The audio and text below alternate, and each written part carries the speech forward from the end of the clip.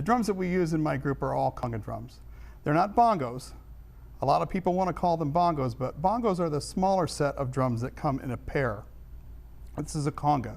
So when we play the conga, we need to make sure, first of all, if you take a look at my hand, you need to make sure that we are staying away from this part right here, and we're going to stay with our fingers. So if you watch how I do that here, my fingers are going to be hitting the drum and my thumbs are going to be out of the way.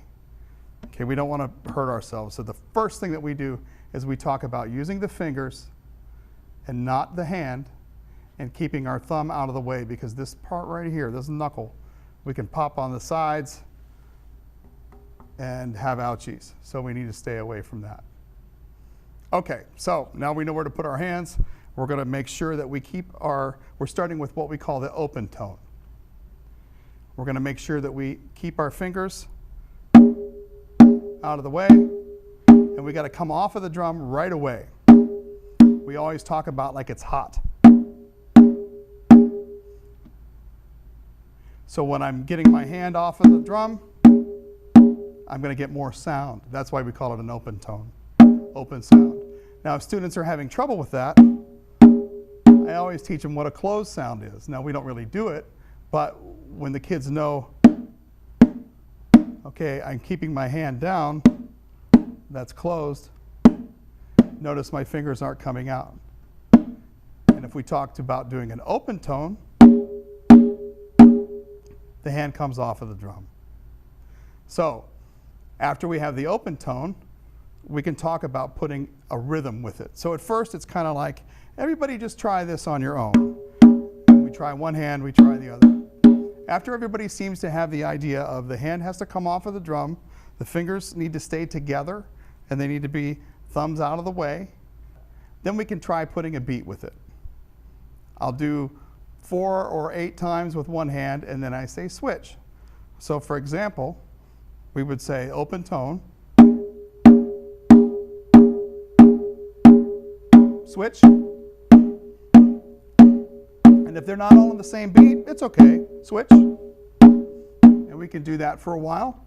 Maybe ask some more questions. Hey, does anybody have a problem with their hand? And then we say, okay, let's try doing 4 of each. 1, 2, 3, switch, switch, switch.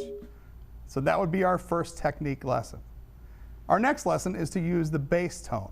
Now if you take a look at my hand, on the bass tone I'm going to use the palm. And the fingers are out of the way, the thumb is out of the way, but I'm going to hit the drum in the center. We talk about the bass tone being in the center. And you notice my fingers are out of the way, my thumb is up. If I do it from the side, you can see here. Okay? So if I'm putting the bass tone, after we do a couple, everybody does on their own, we do a couple of those, then we can try putting it in rhythm. 4 or 8 on each side. 1, 2, 3, 4, 5, 6, 7, switch.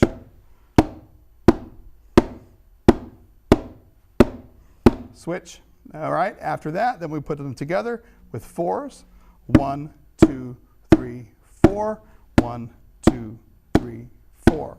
Once I have both the open tone and the bass tone figured out, then we can put them together and do a combination.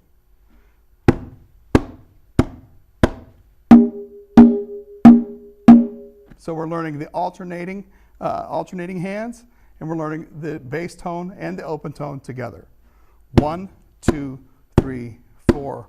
1, 2, 3, 4. 1, 2, 3, 4. 1, 2, 3, 4. And that is all we need to know for technique. Once we've learned our techniques, open tone, bass tone, and alternating strokes, now it's time for the roll. We love to start with the roll because most kids want to do that anyway. Who doesn't want to do that? So when we talk about the roll, we need to talk about alternating, and I usually start with a basic beat like that, and I just tell the kids, faster, faster, faster, really fast. And that's how we learn our roll. Now, after we talk about rolls, we need to talk about highs and lows. Soft and loud. So when we're learning soft, we talk about low. When we're learning loud, we talk about high. It's important not to hit the drum harder if you want to be loud. So many kids want to do that, and we end up with really red fingers. Sometimes we pop our knuckles or our thumbs, and we get sore hands. I've had that more than once. So it's important to know that loud is high, not hard. After we know the roll, we can learn the roll with the wave.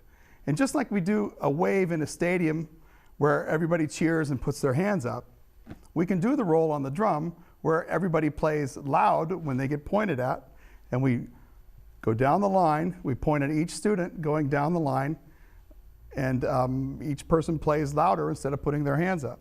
So when you point, and you go back down. So everybody gets a chance to play loud when the finger comes to them. Another thing that we can do with the roll is we can do the bass tone too. And when it's your turn, you go back out of the way. We don't stop. We have everybody keep going.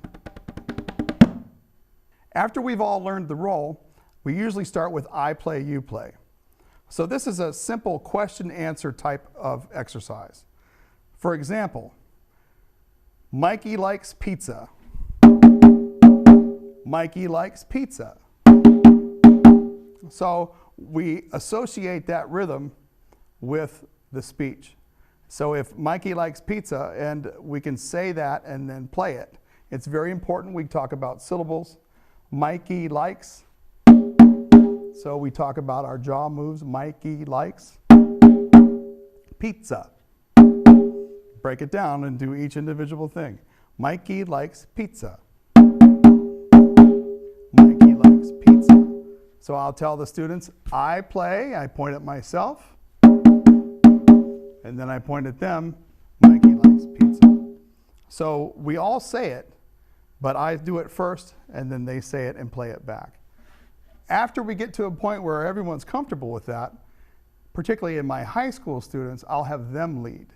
So each student gets a chance to say what they like, and the class, they're leading the class. They do it from their seat though. So when we have our seats set up, we have a row of kids, we can say, okay, Mikey, it's your turn. You go ahead and lead us, and then Mikey will do his best, and we will all try to follow along with Mikey. So it's a neat exercise. So when we're in middle school, I'm kind of the leader, but as they get older, I try to have them take over. And it gives them some ownership. They can have some personality. Well, I'm the one that likes pizza, or I'm the one that likes cake. And sometimes we can mix in a bass tone with the open tones as we get better too. Mikey likes pizza. Mikey likes pizza. So while we don't start with that, that can happen later. And we can talk about having different tones representing different sounds.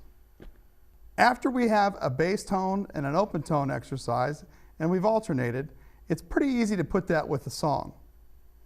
For example, any song that's from the disco era, pretty steady beat. My favorite to start with is Staying Alive, a tune from a movie called Saturday Night Fever.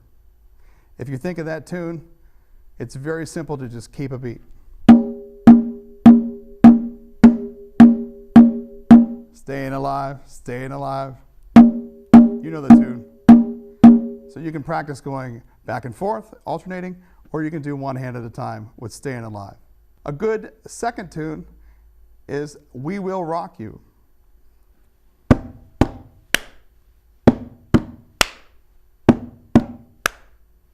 So that's usually when we learn to clap. And most of our kids know how to clap, but just in case a student has never really thought about that, you have to talk about one hand striking the other. That comes up from time to time if a student has trouble clapping. You just show them one hand hits the other.